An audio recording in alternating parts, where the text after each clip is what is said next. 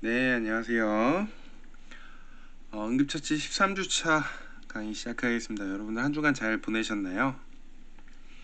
네, 다들 좀 제법 쌀쌀해진 날씨에 혹은 추운 날씨에 다들 건강 잘 유의해서 잘 지내고 계신지 궁금합니다. 다들 중간고사 과제도 상당히 열심히 해주시고 생각보다 잘 적어주시는 거 보면서 이 동영상을 녹화하는 입장에서 상당히 보람이 있고 뿌듯한 마음을 가지고 있습니다.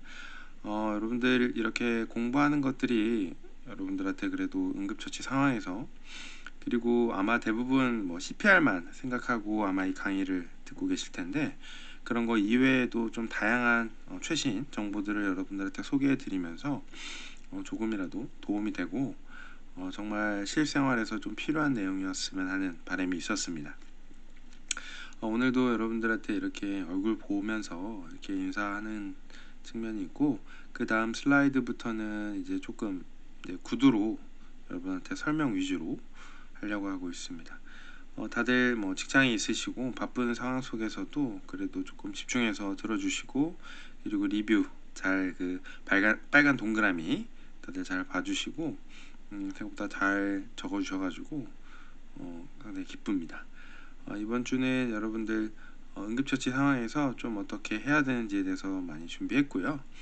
이번 한 주도 조금 힘든 피곤한 상황이시겠지만, 그리고 생각보다 많은 훈련들이 있는 걸로 확인되었었습니다. 다치지 마시고 좀 건강하게, 그리고 이러한 응급 상황에서 좀 잘 대처할 수 있도록 저도 최대한 많이 준비하고 여러분들한테 최대한 도움 많이 드릴 수 있도록 하겠습니다.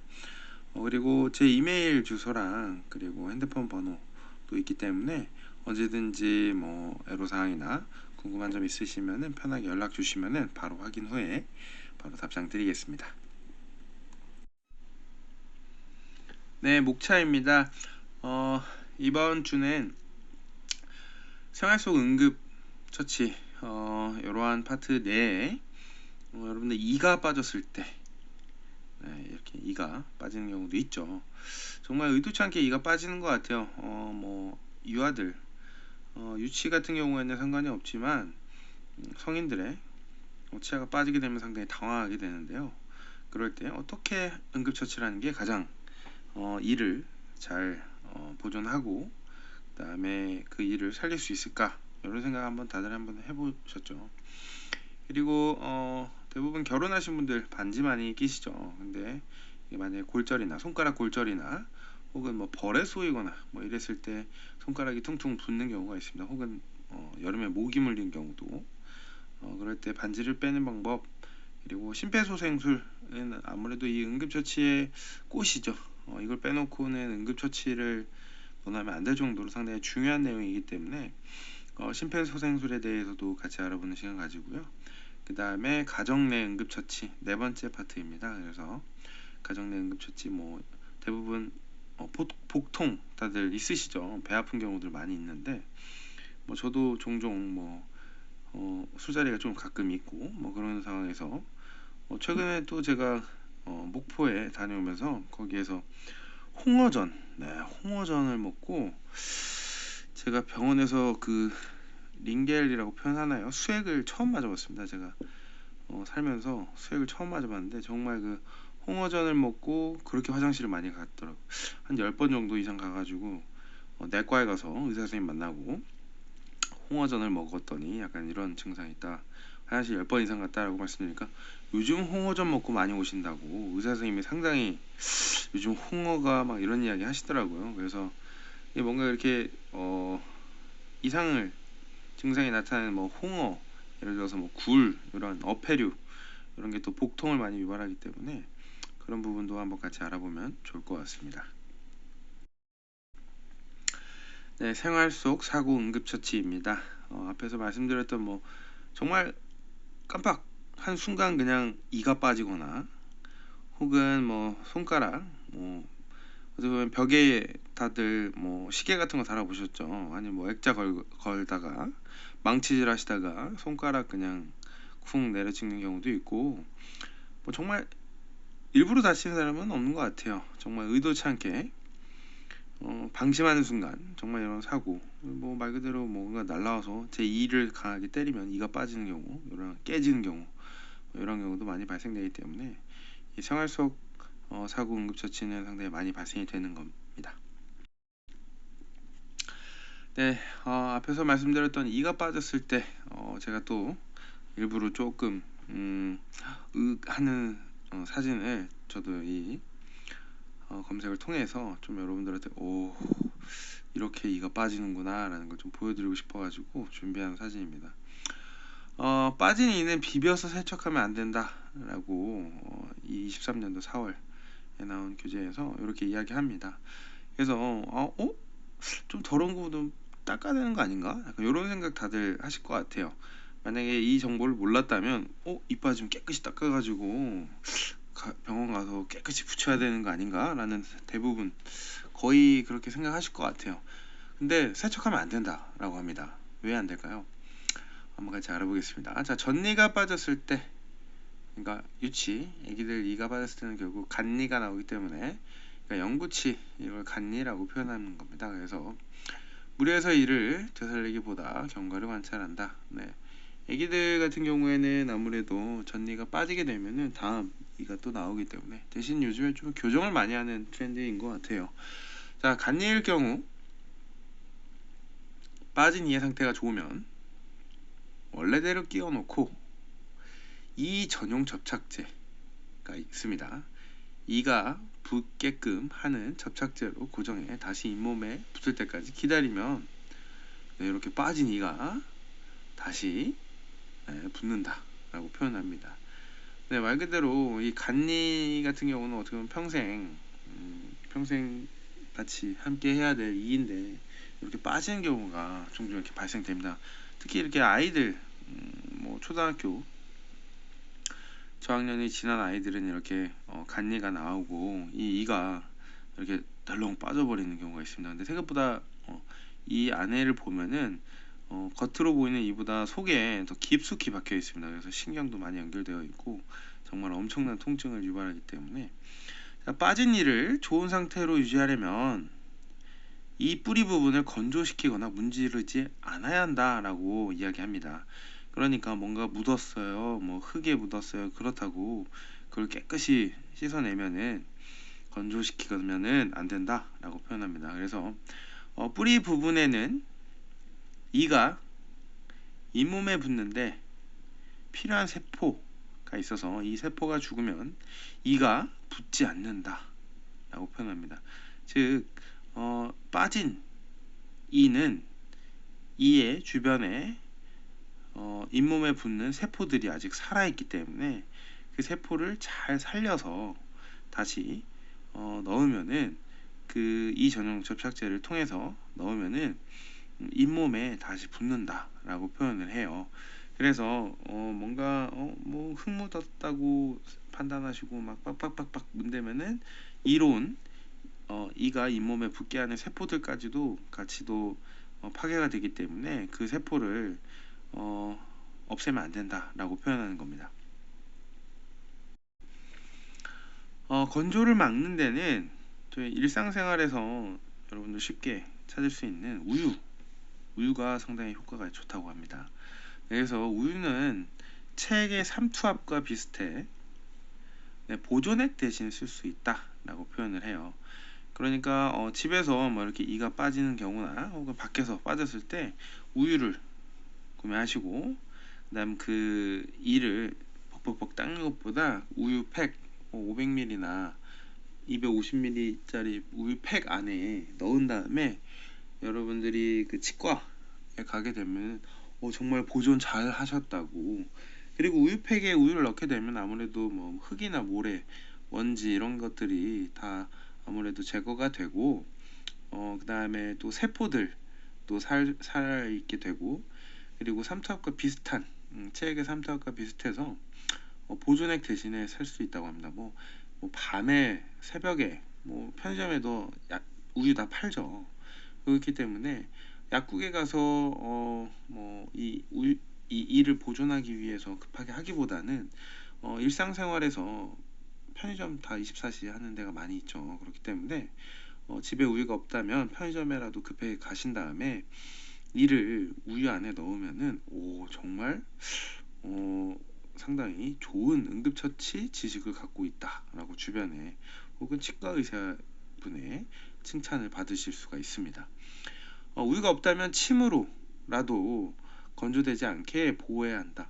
참 이 상해, 까인 상처, 베인 상처에도 바세린 혹시 기억나세요?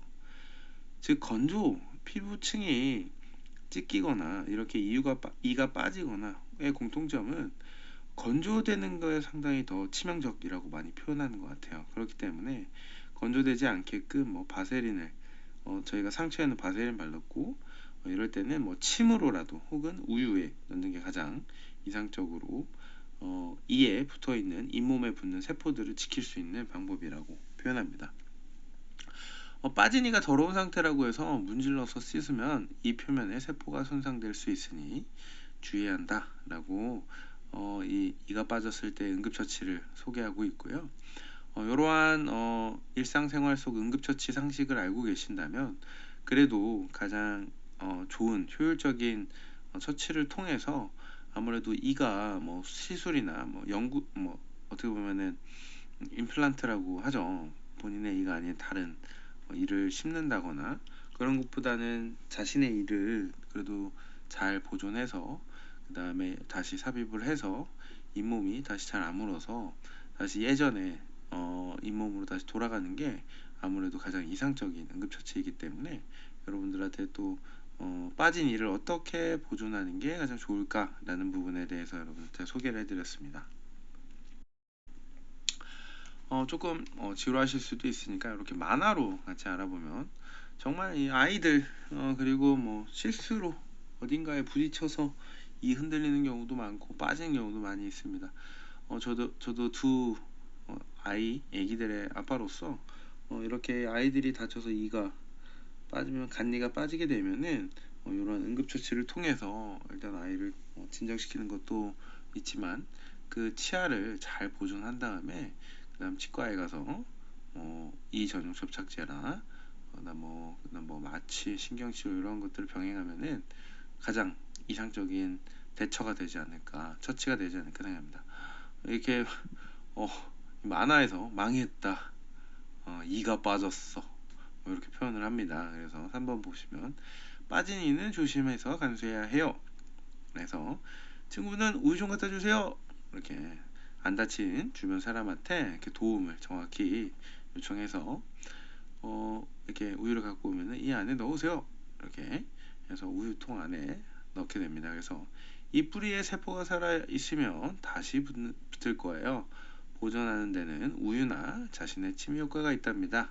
이렇게 정말 그 심폐소생술 이따 뒤에서 할 텐데 그런 걸 하듯이 정말 이렇게 한 사람을 지목해서 지금 저기 GS 편의점 혹은 세븐일레븐 편의점에서 우유 250ml짜리 한 통만 사다 주세요. 이렇게 딱 거기 머리 묶은 학생, 빨간 티 학생, 편의점에 가서 우유 조그만한 거 사다 주세요. 이런 식으로 하고 다친 이를 잘 케어하고 이렇게 역할 분담을 통해서 신속한 응급처치를 할 수 있습니다.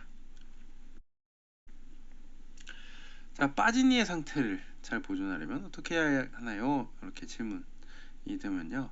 빠진 이의 표면에 있는 세포가 죽기까지의 시간은 이를 수돗물에 담가둘 때 2시간, 생각보다 수돗물에 넣어 놓으면은 짧죠. 우유에 담가둘 때 6시간 동안 세포가 살아있다라고 표현해요. 즉 수돗물보다 우유가 이에 붙어있는 세포가 살아있을 시간이 훨씬 더 좋고 가장 이상적인 응급처치라고 합니다. 그래서 우유를 이용하는 게 상당히 중요하고요.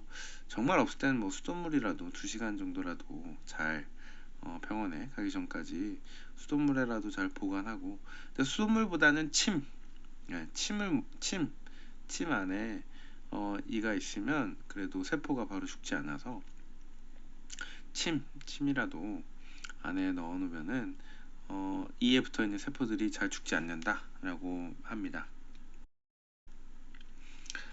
자, 두 번째는 반지가 빠지지 않을 때입니다. 대부분 뭐 결혼을 하시거나 또 혹은 액세서리 좋아하시는 분들, 그리고 주변에 이렇게 반지를 좀 좋아하시는 분들도 많이 있고요. 오른쪽 사진 보시면은 정말 반지 때문에 이렇게 그 119, 예, 이렇게 대원이 나오면서 아무래도 이 반지가 꽉 끼게 되면은 혈액순환이나 피가 잘 통하지 않기 때문에 정말 이렇게 응급 상황으로 판단해서 119를 불러서 이렇게 대처하는 이러한 사진도 많이 있습니다. 최근에 발생된 뉴스의 사실이고요.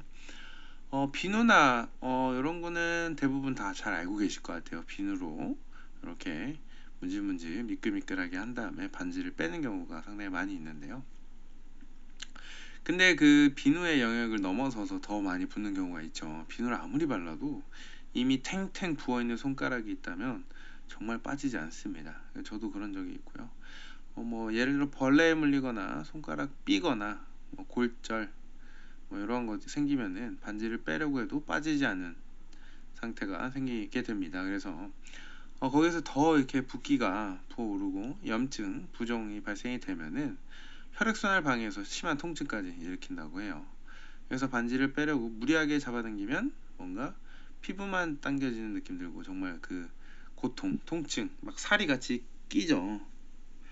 살이 끼면서 정말 그 빠지지 않는 반지가 되기 때문에 상당히 이러한 애로사항 같은 게 많이 생기게 됩니다. 그래서 정말 얼마나 급했으면 이렇게 그 응급구조 119에 전화해서 이 반지가 빠지지 않는다고 제발 도와달라고 아마 이렇게 도움을 요청한 것 같아요. 자, 그래서 반지를 잘 잡고 손가락 안쪽과 바깥쪽 피부를 교대로 미는 형식을 통해서 반지를 빼내는 이런 요령이고요. 자벌레 움직임을 연상하면 된다라고 표현을 해요. 그래서 이런 게 어떻게 보면은 이렇게 그 저도 뭐 일상생활에서 뭐 바지에 끈 같은 게 뭐 빠지는 경우 그럴 때도 이렇게 바늘을 넣어가지고 그 옷을 이렇게 자벌레 움직임처럼 이렇게 다들 해보셨나요? 이렇게 옷을 이렇게 밀고 다시 꽉 잡고 당기고 자벌레 움직임처럼 밀고 당기고 이렇게 해가지고 그 옷 안에 아무래도 그 끈 같은 게 있으면은 그러니까 허리 조이는 것 같은 그런 게 있으면 그런 게 쑥 빠졌을 때 이렇게 자벌레 움직임 통해서 점차 그 안에 끈을 빼내는 이런 형식을 하게 됩니다. 그래서 피부의 마찰을 줄이기 위해 비누나 오일을 바르고 반지를 조금씩 움직여 보는 방법이나 손가락에 실을 둘둘 감고 그 위를 미끄러뜨리듯 반지를 이동시키는 방법도 있습니다. 그래서 도저히 빠지지 않아서 병원에 가야 한다면 진찰을 받을 때까지 부어오른 손가락을 꽉 쥐고 심장보다 높은 위치. 네, 저희 엘리베이션 혹시 기억나시나요? 저희가 응급처치 방법 중에 RICE, Rest, Icing, Compression 그리고 Elevation 이렇게 총 네 가지 한번 소개해드렸는데요. 뭔가 압박하고 위로 올리고의 그 비슷한 이게 어떻게 보면은 부종을 좀 최소화하는 역할인데요. 그래서 여러분들 병실에 다리를 이렇게 고정해서 심장보다 높이 올려놓은 TV나 뭐 이런 병문안 가보셨던 분들은 많이 봤을 텐데요. 다리 수술하신 분들은 다리를 이렇게 위에 올려놓습니다. 그래야지 부종, 붓기를 최소화해서 그리고 사실 아이싱하는 이유 중에 하나도 부종, 염증을 최소화해서 회복의 속도를 좀 빠르게 하기 위해서 아이싱을 합니다. 그래서 이렇게 반지를 이용해서 오른쪽 밑에 또 고가에 이런 반지를 끼고 계신 분이 정말 이 피부까지 다 이렇게 벗겨질 정도로 손가락이 부으셔가지고 아마 통증을 많이 느끼셨던 것 같아요. 그러다 보니까 이 반지를 빼기 위해서 실을 이용해서 빼시는 건데요. 보시면은 지금 손가락 끝이 약간 그 검은색, 약간 빨간색을 넘어서 정말 피가 얼마나 안 통하면은 약간 색깔이 약간 푸른색까지 이렇게 좀 바뀌게 되죠. 이렇게 좀 고통을 많이 느끼게 됩니다. 그래서 지금 보시면은 피부도 막 다 벗겨지고 피부도 이렇게 옆에 살이 이렇게 올라올 정도로 정말 극심한 통증을 느끼게 됩니다. 그래서 붓기를 좀 가라앉히고 이러한 응급처치를 해야 됩니다. 뭐 아무리 해도 빠지지 않을 때가 있습니다. 그럴 때는 어떻게 하나요? 이렇게 표현했는데 병원에서도 빠지지 않을 때는 자르는 방법이 있다고 합니다. 그래서 자르지 못해서 깨뜨려서 빼는 경우도 있고요. 반지의 소재를 미리 여러분들이 인지하고 그 다음에 의사에게 가서 진찰을 하게 되면은 아무래도 응급처치해야 되는 그 시간이 좀 더 단축이 되겠죠. 뭔가 그런 정보가 없는 상태에서는 아무래도 그냥 판례에 의존해 가지고 예전에 사례에 의존해서 하게 되는데 이게 또 그 소재를 정확히 파악하지 못하면은 좀 금방 끝날 이러한 처치도 좀 오래 걸릴 수 있기 때문에 끼시는 반지가 뭐 금인지 어떠한 소재 있는지 뭐 텅스텐 이러한 소재는 뭐 못 자르는 경우도 있다라고 표현을 해요. 내구성이 너무 높으면은 자르지 못하기 때문에 이러한 지식에 대해서는 확실히 알고 계시는 게 좋습니다. 자, 진료가 필요할 때는 어디로? 라는 질문을 하게 됩니다. 그래서 붓기가 심해지기 시작하면 진료를 빨리 받아야 한다 라고 이렇게 소개를 하고 있고요. 손가락 혈색이 나빠지기 시작할 때 아까 그 사진 보셨나요? 약간 푸른빛, 네, 손가락이 푸른빛이 나기 시작하면 이제 혈류가 이제 손가락 끝으로 흐르지 않는다는 신호이기 때문에 좀 오래되면 뭐 감각도 없어지시고 나중에 심해지시면은 자르는 경우도 있기 때문에 그리고 또 추운 겨울에 뭐 동상 같은 것도 그 감각이 사라지게 되죠. 그렇기 때문에 생각보다 일상생활에서 정말 많은 고통과 지장을 주기 때문에 이러한 반지를 빼는 어떠한 요령에 대해서도 알고 계시는 게 가장 좋은 응급처치 기술이지 않을까 생각이 듭니다. 그래서 혈색이 안 좋은 아까처럼 푸른색이 나오면은 빨리 진료를 받으셔야 되고요. 그 다음에 통증까지 아까 보면 막 피부가 조금 벗겨지고 어떻게 보면 약간 피부병처럼 빨갛게 올라오는 경우가 있습니다. 그래서 이게 점차 계속 이게 금방 좀 빠질 줄 알았는데 이 계속 붓기가 계속 붓게 되면 정말 못 빼죠. 만약에 그 마디보다도 더 굵게 붓기가 상승이 된다면 아마 그 반지가 잘 나오지 않을 것 같습니다. 그렇기 때문에 이러한 부분에 대해서는 확실히 인지하시고 잘 대처를 해야 합니다. 그래서 응급처치 방법에 대해서 준비했는데요. 실을 과연 어떻게 하면은 스르륵 풀리게 될까 이런 거에 대해서 한번 소개해 드리겠습니다. 그래서 일단은 실이 정말 지나갈 정도의 공간 정도는 왜냐면은 반지라는 경우가 마디가 아닌 이 마디의 중간 몸통 부분에 오게 되면은 아무래도 조금 더 여유 공간이 생기게 됩니다. 그래서 실 하나를 이렇게 몸쪽 손바닥 쪽 명치 쪽으로 실을 하나를 가늘고 튼튼한 실을 손가락 끝에서 손등 쪽으로 반지 안쪽을 통과시킵니다. 네. 그래서 뭐 실 끼우개 등을 이용해서 조금씩 넣어가지고 실 하나 들어갈 정도의 공간이 없으면 정말 그거는 아마도 잘라야 되는 상황이지 않을까 생각이 듭니다. 이미 그거는 실도 못 들어갈 정도의 공간이면은 그것도 또 마디 쪽이 아닌 또 약간 손등 쪽으로 이렇게 반지를 조금 움직여 가지고 그래도 실 하나 정도는 껴야 합니다. 그래서 자 2번 보시면은 실을 촘촘하게 감고 반대쪽 끝을 당겨서 뺀다 라고 표현해요. 그래서 손끝 쪽 실로 손가락을 촘촘히 감는다. 네, 손끝입니다. 그래서 손등 쪽으로 나와 있는 실을 잡고 감겨 있는 실을 다시 천천히 당기면서 풀면 실의 움직임에 맞춰 반지가 좌우로 움직이면서 조금씩 손가락 끝으로 이동한다 라고 표현을 합니다.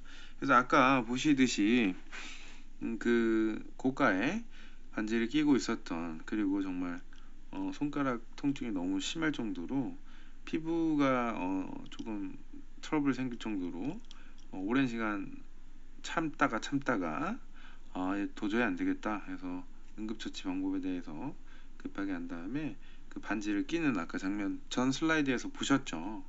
그래서 아무리 그렇게 피부병이 나고 손가락이 퉁퉁 부은 상태고 손가락이 파래지는 혈액순환이 안 돼서 파래지는 상황에서도 실을 이용해서는 이렇게 뺄 수 있다라고 표현을 하고 있어요.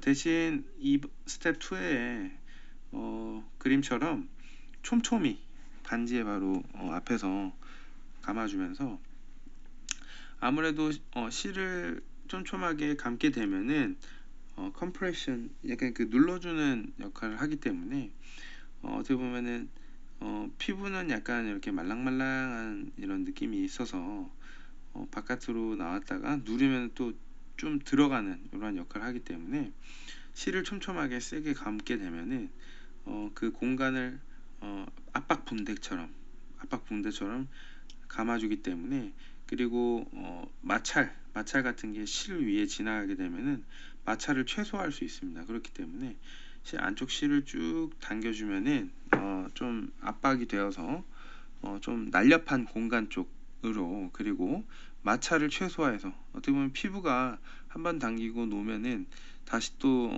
어떻게 보면 항상성으로 다시 피부가 재생이 돼서 그쪽으로 다시 돌아가는데 그런 거를 미리 사전에 막아가지고 어떻게 보면 그 활로 통로를 미리 만들어 가지고 실을 푸는 이러한 응급처치 방법입니다. 다음은 심폐소생술입니다. 그래서 여러분들 심폐소생술 응급처치에서 사실 심폐소생술을 안 하면은 그건 응급처치가 아닐 수밖에 없습니다. 그래서 저도 다들 알고 많이 다들 CPR도 많이 해보시고 뭐 자격증 있으신 분도 있다라고 생각이 듭니다. 근데 그래도 여러분들한테 이 부분에 대해서 소개해드리는 이유는 아무래도 여러분들이 생명이라는 고귀한 생명의 불꽃을 여러분들이 어떻게 보면 그 불씨를 살릴 수 있는 점화할 수 있는 유일한 도움 헬퍼이기 때문에 이러한 심폐소생술은 전 국민이 알면 알수록 우리나라 사람들의 생명을 지키는 가장 중요한 핵심적인 내용이기 때문에 정말 그 수영을 제가 강의하면서도 뭐 익사사고에 대해서 좀 표현을 많이 하는데 5분이라는 골든타임이 있습니다. 그 5분만 호흡을 안 하게 되면은 뇌로 가는 산소가 차단이 되기 때문에 뭐 심하면은 뭐 식물인간 그리고 뇌가 죽는 뇌사 이러한 상황까지도 발생이 되기 때문에 정말 이 심폐소생술은 중요할 수밖에 없습니다. 그 5분 때문에 정말 안타까운 사건들이 많이 발생되고 특히 수영장의 익사 사고는 정말 슬픈 것 같아요. 뭐 예를 들어서 뭐 충분히 수영장 많이 다니셨던 분이 뭐 올라가는 그런 계단 같은데 뭐 팔 다리가 끼어서 익사 사고를 당하는 경우 뭐 추운 날씨에 물에 들어가셨다가 어떻게 보면 히트 쇼크로 뭐 전날 뭐 잠을 못 주무셨거나 과음을 하신 분이 혼자 이렇게 온탕 들어가셨다가 그냥 히트쇼크 오셔서 기절하셔서 앞으로 이렇게 쓰러지시고 아무도 주변에 사람이 없을 때 혼자 새벽에 그렇게 해서 익사사고 이런 게 종종 뉴스에 많이 나옵니다. 그래서 옆에 한 분이라도 계셨으면은 그렇게 그 생명이 그러한 일이 없었을 텐데 참 아쉬운 사건들도 상당히 많이 나타납니다. 그래서 다들 알고 계시겠지만 그래서 일단 주위의 안전을 확보하는 뭐 예를 들어서 수영장에서 이러한 심정지 상태가 발생되면은 물 바깥으로 일단은 급하게 옮겨야겠죠. 물 위에서 CPR을 할 수는 없으니까요. 그래서 주변에 안전하게 그리고 혹시 뭐가 떨어지는 공간이 없게 기절하신 분 이렇게 위로 뭔가 물건 막 떨어지고 막 차 지나다니고 막 사람들이 막 갑자기 비키라고 하고 막 이러한 상황도 발생이 되기 때문에 조금 안전한 대로 빠르게 확보를 하는 게 좋습니다. 자, 그 다음에 의식이 있는지 없는지에 대해서도 어깨를 두드리는 행동이나 귀에 대고 이야기를 해서 의식이 있는지 나의 말에 반응을 하는지 아니면 심정지 상태인지 이런 거를 확실하게 체크를 해야 됩니다. 그래서 혼자 CPR도 하고 119 부르시고 그 다음에 AED 준비가 불가능합니다. 사실 어떻게 전화하면서 AED 챙기면서 의식 확인하면서 CPR 하면서 인공호흡을 못하죠. 최소한 두세 명, 세 명까지는 인원이 필요합니다. 그래서 한 분은 손등으로 코에서 숨을 쉬는지 코와 입에서 호흡을 하고 있는지 호흡 여부도 챙기고, 그 다음 한 명은 119 전화하고 한 명은 AED 챙겨오고, 이러한 일사불란하게 다들 역할을 정확히 최초 발견자분이 거기 뭐 검정 팁은 AED 챙겨주세요. 네, 거기 빨간 팁은 119에 당장 신고해주세요. 여기 위치 확실히 확인한 다음에 정확한 신고만이 그 심정지 상태의 환자를 살릴 수가 있습니다. 그래서 구급차를 부르고 AED 준비하는 이러한 협력이 필요합니다. 그래서 협력자는 AED를 가지러 웬만한 건물 안에 하나씩은 다 있는 것 같아요. 왜냐면은 이게 최소한의 소방서에서 권장하는 AED 보유량이기 때문에 잘 찾아보시면은 뭐 공공기관, 뭐 기타 건물 내 AED 비치는 필수입니다. 그래서 가슴, 목장뼈, 흉골 압박을 실시하게 됩니다. 그래서 AED로 심전도를 분석하고요. 네, 만약에 찾아오면은 가슴 압박 그리고 심폐소생술, 그다음 인공호흡 이런 걸 하고 있는 상황에서 AED가 오면은 심전도를 분석하고, 네, 이렇게 하는 겁니다. 그래서 AED의 음성 가이드에 따라서 그 패치를 붙여주시고요. 그렇게 패치를 붙이는 동안에도 그 심폐소생술이랑 인공호흡은 멈추지 않아야 됩니다. 최대한 지속적으로 계속 하다가 정말 옆에서 AED에서 뭐 부착하시오라는 음성이 나올 때까지도 계속 하다가 빠르게 상체에 옷을 벗기고, 그 다음에 심장 쪽에 패치를 붙여서 기계가 현재 그 심박 상태에 대해서 판단을 합니다.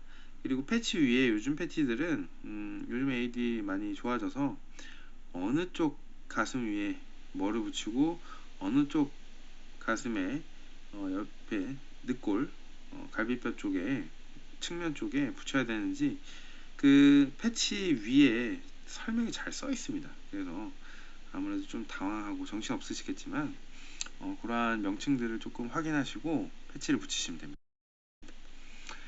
자, 그러면 AED 자동심장 충격기가 오기 전까지 무엇을 해야 되는지에 대해서 알아보면요. 신속하고 정확하게 실행하기 위해 혼자 하지 말고 협력자, 혼자서 전화하면서 AED 챙겨오면서 그리고 최초 발견자가 이런 걸 다 할 수가 없습니다. 그렇기 때문에 지시는 큰 소리로 구체적, 네, 검정 티, 분, 119 신고해 주세요. 뭐 빨간 티, 분, 뭐 AED 가져와 주세요. 정확히 손가락으로 지목하면서 생명을 지키는 역할이기 때문에 처음에 이제 반응 확인했고 뭐 들리세요. 네, 이렇게 해서 의식을 확인하고요. 뭐 눈도 한번 벌려보고 목 소리나 몸짓의 반응이 있는지 지속적으로 체크를 해야 됩니다. 의식이 있는 분한테 또 갑자기 심폐소생술 CPR 하시면 또 안 되죠. 호흡도 잘 하시고 맥박도 뛰는데 갑자기 대답 안 하신다고 갑자기 막 흉골을 막 누르다가, 네, 또 그 갈비뼈 부러지시고 뭐 이렇게 뭐 될 수도 있기 때문에 반드시 의식 확인이 중요합니다. 앞에서 말씀드렸던 협력자 구하시고요. 그다음 뭐 사람이 쓰러졌어요, 와주세요, 도와주세요. 이게 큰 목소리로 주변 사람들에게 도움을 청해야만 합니다. 그래서 119에 신고해 주세요, 뭐 AED 찾아주세요, 이렇게 지시를 해야만 합니다. 네, 이렇게 호흡을 확인하고 그 다음에 가슴이나 배가 위아래로 움직이고 있다면 호흡이 있다고 판단합니다. 입만 움직이고 가슴이나 배가 움직이지 않을 때는 정상적인 호흡이 아닌 기도 폐쇄인 경우도 있기 때문에 여러분들이 이러한 것들도 세심하게, 두 분은 지금 119에 신고하고 있고 한 분은 AED 가지러 가신 상황에서 그때는 그거를 잘 파악하셔야만 합니다. 그래서 정상적으로 숨을 쉬지 않게 되면은 말을 걸어서 반응이 없더라도 정상호흡이 확인되면 구급대원이 도착을 기다리고요. 호흡이 없으면 가슴 압박, 네, 골든타임 5분입니다. 그래서 빠르게 신속 정확하게 판단하시고 이 어떻게 보면 AED 가져가고 뭐 다른 걸 하시는 분들은 금방 5분 지나갑니다. 5분 동안 호흡도 없고 심장이 안 뛴다면 정말 나중에 119 대원분들이 뭐 10분 후에 도착하게 되면은 정말 안타까운 부고의 소식을 들을 수 있기 때문에 최대한 잘 응급처치하고 의식 없으면은 이러한 가슴 압박 까지도 하셔야만 합니다. 자, 그러면 가슴 압박 방법에 대해서 간단하게 소개해 드리면, 복장뼈를 눌러 저는 어떻게 보면은 가슴과 젖꼭지의 사이라고 표현을 하죠. 그 다음에 뭐 늑골이라고 표현을 하는데, 흉골, 명치에 있는 걸 흉골이라고 합니다. 가슴 흉자를 써서 가슴에 있는 뼈, 예, 명치 부분에 대해서 눌러서 심장 주변에 압박을 가해서 움직임을 멈춘 심장을 대신해 혈액을 내보내는 동작이고요. 교대로 만약에 혼자서 계속 하는데도 너무 힘들고 어떻게 보면은 속도 그리고 정확한 동작을 하지 못하면은 교대로 해야만 합니다. 그래서 압박 부위 한번 보시면은 가슴 사이에 있는 복장뼈의 아래쪽 절반을 누르면 뭐 됩니다. 근데 뭐 심장이 왼쪽에 있다고 대부분 다 알고 계실 텐데, 왼쪽에 있다고 진짜 직접적으로 누르게 되면 안 된다라고 주의사항에 대해서 소개하고 있습니다. 그 다음 손바닥 아래쪽, 어떻게 보면 손목 쪽에 또 가까운 손바닥을 어떻게 보면 좀 평평하고 눌렀을 때 정확히 힘 전달이 되기 때문에 손바닥 안쪽을 이용해서 꾹꾹 눌러주는 동작이 필요하다라고 표현합니다. 그래서 다른 손 위에 겹쳐 올려서 손바닥 아래쪽 엄지 두덩이로 누르면 힘이 잘 실린다라고 표현했고요. 자, 좌측 밑에 핵심 1번 가하게 보시면요, 수직으로 체중을 실어 가슴 부분이 5cm, 5cm면 여러분들 생각보다 깊숙이 꾹꾹 눌러줘야 된다라고 한번 기억해 주시면 좋고요. 원래 높이까지 되돌린 후 다시 누른다. 눌린 상태에서 계속 누르는 것은 효과가 약하다라고 표현합니다.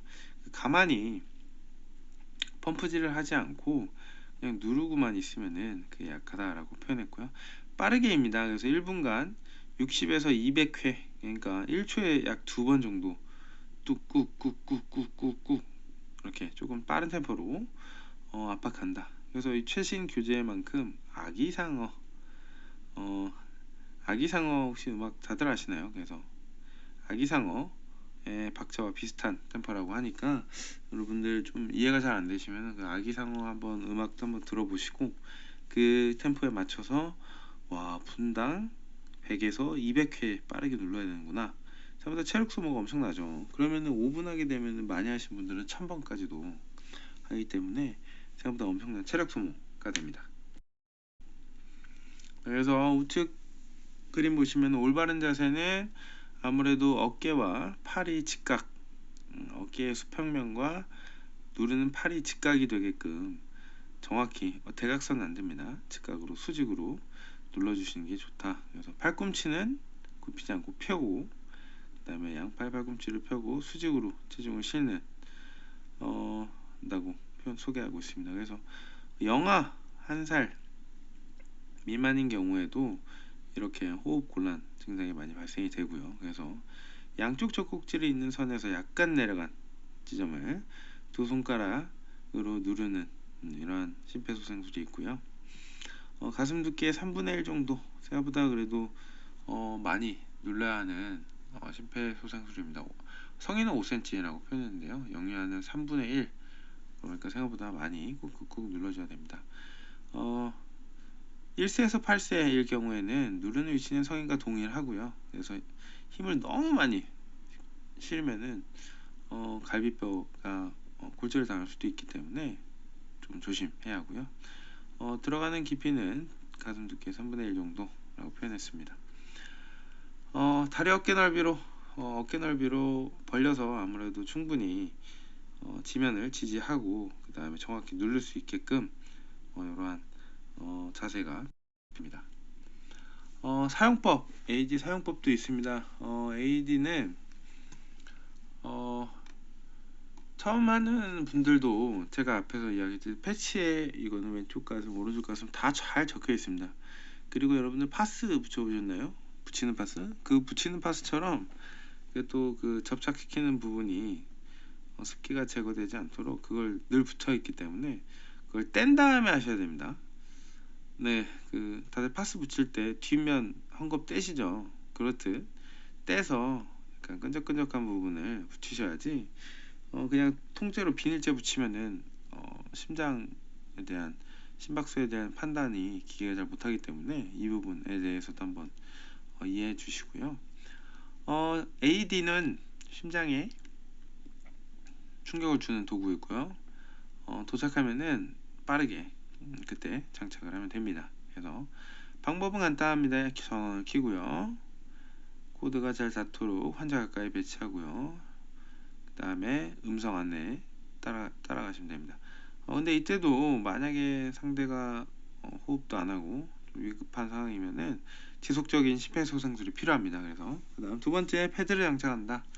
먼저 환자의 가슴 부분을 열어 땀과 수분을 닦고 파스를 붙이고 있다면 떼어내야 됩니다. 그 다음 패드에 붙여야 하는 위치가 그려져 있으니 참고해야 하시고요. 속옷을 입고 있다면 벗기거나 속옷 밑에 맨살에 직접 부착하는 방법을 통해서 정말 소중한 생명 하나를 지킬 수 있습니다. 자, 기계를 켜게 되면 심전도 분석이 저절로 됩니다. 그래서 심장의 파동을 분석하고요. 이 음성이 흐르면은 계속 심폐소생술을 하시다가도 음성이 해서 심박수 검사 중입니다. 이러한 안내 멘트가 나오기 때문에 그때는 확실히 손을 떼서 기계가 정확히 측정할 수 있게끔 도와야 합니다. 다음 4번 음성 가이드. 심장 충격이 필요합니다 라고 말하면 충격 버튼을 눌러서 순간적으로 강한 충격을 통해서 심장에 뛰게 되는 어떻게 보면은 발화하는 그 부분이 조금 오래돼서 가끔씩 이렇게 심정지 상태가 나타나는데요. 그거에 대해서 한번 이해해 주시면 좋습니다. 그래서 전기 충격을 가하고 그 다음에 환자의 상태 확인하고 심폐소생술을 계속하십시오 하면 충격 버튼을 누르지 않고 가슴 압박을 다시 실시하는 경우입니다. 네, 다음은 몸의 이상 증상 가정 내 응급처치입니다. 다들 집에서 뭔가 몸의 이상 증상도 한 번씩 느껴보실 것이고, 그리고 복통 같은 경우는 정말 많은 복통을 대부분이 많이 앓고 있다라고 생각이 듭니다. 그래서 사실 복통 이전에 좀 내용들이 더 있었습니다. 근데 제가 분량이 너무 많아지고 다 체크하시긴 좀 어려우실 것 같아 가지고 제가 일부러 좀 일상생활에서 좀 일어날 법한 최대한 일어날 수 있는 사실들에 대해서 소개해 드리고 싶었고요. 그래서 저는 복통이라는 파트를 제가 일부러 좀 선택을 해서 배가 아플 때는 어떻게 해야 되는지에 대해서 같이 고민해 보면 좋을 것 같습니다. 자, 복통입니다. 복통은 통증이 없어지지 않는 지속적인 통증의 복통도 있습니다. 그냥 전날 과음하시거나 뭔가 평소에 식이섬유소 잘 안 드시다가 뷔페 가셔가지고 식이섬유소 많이 드시게 되면은 어떻게 보면은 단발적이죠. 지속적인 고충이 아니라 약간 순간적으로 소화가 잘 안 됐거나 이런 경우도 있기 때문에 여러분들도 이런 거에 대해서 조금 이해하시면 좋습니다. 그 다음에 상당히 원인이 많다라고 표현을 해요. 그래서 한 가지 원인이 아니라 다양한 원인으로 인해서 복통을 호소하는 분들이 많이 있고요. 이게 그냥 경미한, 그냥 좀 다음날 되면 좀 속이 덜 아프겠지 이런 경우도 있고, 혹은 이게 경미하게 아픈 게 아니라 정말 아파서 수술까지도 해야 하는 장이 꼬인다 라고도 표현하는데, 이러한 상황이 올 수도 있습니다. 그래서 통증 정도가 가볍거나 초기일 때는 뭔가 진통제를 먹고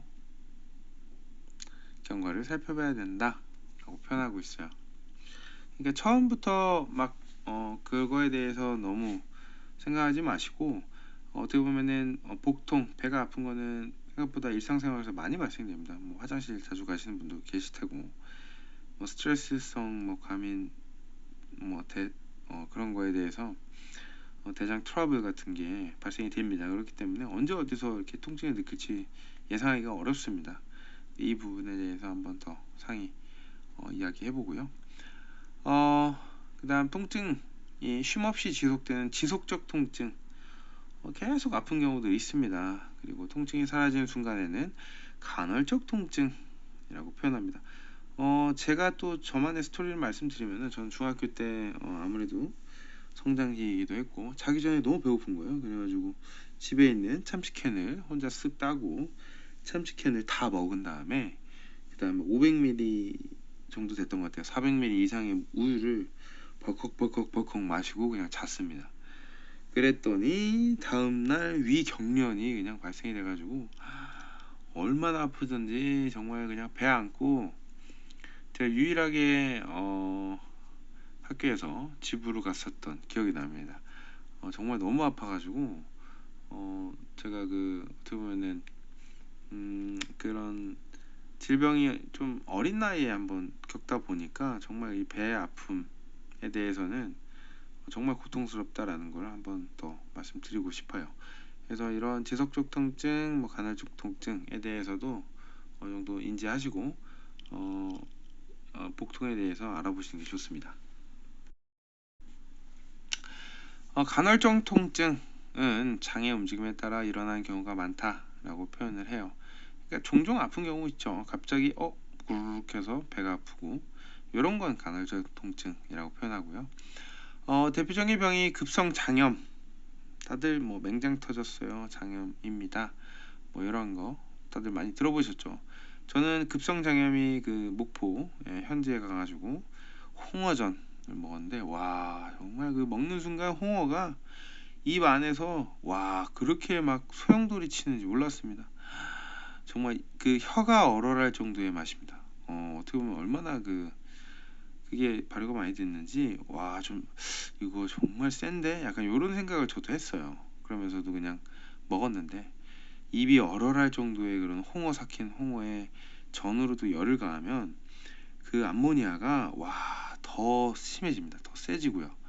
근데 그 거의 가장 강력한 홍어전을 먹으면서 정말 이거 삼키는 게 맞나, 사람이 먹는 음식이 맞는가, 약간 이런 생각도 해봤거든요. 정말 본인의 그 색깔이 정말 강합니다. 그래서 입에 넣자마자 막 엄청난 그러한 그 소용돌이가 느껴졌었습니다. 그래서 결국 제가 아파서 병원도 가고 내과에 가가지고 링겔도 맞고, 하여튼 뭐 그런 응급처치를 저도 하긴 했었습니다. 그래서 뭔가 보통은 일주일 이내에 자연히 낫는다라고 표현을 해요. 그래서 지속적 통증은 정말 잘 수도 없어요. 그나마 간헐적 통증은 약간 바늘로 약간 위를 찌르는 듯한 느낌은 받았었지만, 정말 이 부분에 대해서는 여러분들이 지속적 통증은 정말 잠도 못 잔다라는 정도만 알고 계시면 좋을 것 같아요. 그래서 갑작스레 찾아온 복통은 뱃속 장기의 원인이 많이 되기고요. 그다음 명치 부근이 아플 때는 심장이나 폐가 원인이다.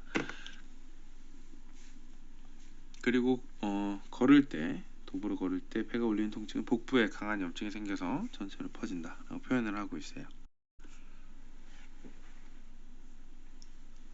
자, 그럼 진료가 필요할 때는 어디로입니다. 그래서 통증이 점차 심해지면 참지 말고 병원에 가자. 네, 내과로 가면 좋다라고 표현하고요. 그러한 시그널, 상징, 표시, 그런 게 좀 있습니다. 그래서 증상이 갑자기 나타나는 경우도 있고요. 뭐 통증이 간헐적이 아닌 지속적 통증이 있고요. 그다음에 얼굴빛도 안 좋아지기는 경우가 발생이 됩니다. 그리고 식은땀도 나는, 정말 그 배 아플 때 고통은 정말 어떠한 말로 설명할 수 없는 것 같아요. 정말 당장에라도 막 쓰러져서 막 배를 웅크려 잡는 경우도 많이 있기 때문에, 아파본 분들은 좀 잘 이해를 하고 이 부분에 대해서 잘 아실 것 같아요. 통증이 점점 심해지는 경우, 그래서 걸으는 상황에서도 살짝 울리는 그 부분도 통증이 많이 느껴지는 경우가 있다고 합니다.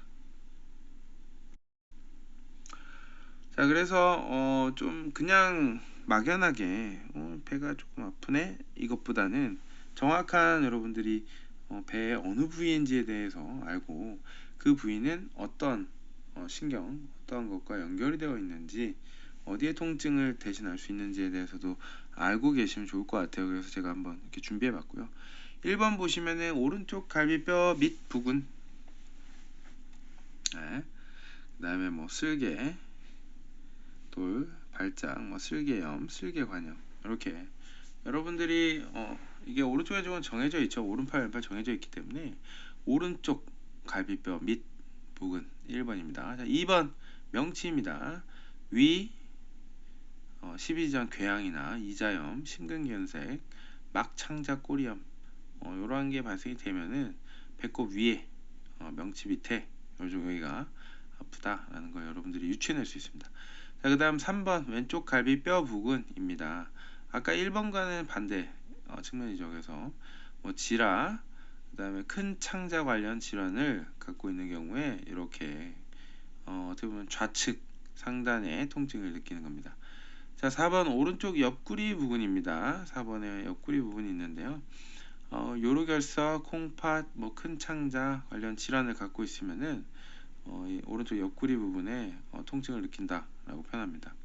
자, 5번은 배꼽 주위입니다. 그래서 뭐 창자염, 이자염, 창자 막힘 등 배꼽 주위에 이렇게 통증이 있게 되면은 이러한 질병을 암시하는 시그널입니다. 그래서 다음 6번 보시면은 요로결석, 콩팥, 큰 창자 관련 질환, 네, 6번이고요. 7번 오른쪽 아랫배 부근, 그래서 막창자 꼬리염, 창자염, 뭐 큰 창자. 자, 다음 8번 아랫배 방광 부인과 질환, 큰 창자 이런 부위가 있고요. 9번 큰 창자 관련 질환이라고 표현합니다. 그래서 여러분들이 부위에 대해서 인지하시고 그 부분에 대해서 미리 상해 원인을 알 수 있습니다. 자, 조금 이제 힘드실 텐데 만화 한번 보시면 배 아파, 뭐 잘못 먹었나, 엄마 저도 배 아파요, 그룹그룹 뭐라고 내가 옮겼나 해서 아기는 금방 회복했는데 어떻게 보면 부모님 아파가지고 막창자 꼬리염이라는 병원에서 진단을 받고 옮긴 게 아니라 이게 지속적으로 통증이 계속 오면은 정말 병원에 꼭 내원해서 어디가 아픈지 정확히 판단이 필요합니다. 뭐 아예 복통 다른 병일 수 있나요? 라고 표현해요. 그래서 뭐 아무래도 좀 언어 발달이 다 되지 않은 3세 이하의 아이들 같은 경우에는 표현을 잘 못합니다. 그래서 뭐 폐렴, 목에 용혈, 연쇄구균 감염증, 뭐 남자의 경우 뭐 고환 꼬임을 뭔가 배가 아파요 라고 잘못 표현하기도 하기 때문에 뭐 복통 외에 뭐 기침, 목구멍이나 생식기 통증 등 이런 것도 같이 확인하는 게 좋다라는 이야기입니다. 그래서 뭐 응급처치는 고통스러울 때, 그리고 뭐 발작, 실신 다 마찬가지입니다. 회복 취하고 느슨하게 하고 편안한 자세, 그리고 아무래도 매운 음식 안 되겠죠. 예. 그다음에 부담이 가는 음식, 기름진 음식 이런 거 피하셔야 되고요. 그다음 아프실 때는 진통제, 그리고 저희가 또 약이 많이 발달되어 있기 때문에 뭐 그렇게 내성이 생기거나 뭐 중독이 생기는 약품이 많이 별로 없습니다. 그래서 여러분들이 진통제를 아무래도 뭐 통증 때문에 신경이 너무 많이 쓰이고 스트레스 받을 정도면 진통제 드시는 게 아주 좋습니다. 그래서 일단 뭐 편안한 자세에 취하는 뭐 묶여 있는 혈액순환에 방해되는 것들 모두 다 제거하셔야 되고요. 그 다음에 웅크리는 게 좀 편하시다면 이렇게 웅크린 자세로 통증을 최소화하는 게 좋습니다. 네, 지금까지 시청하시느라 고생 많으셨고요. 네, 이상으로 강의 마치겠습니다. 감사합니다.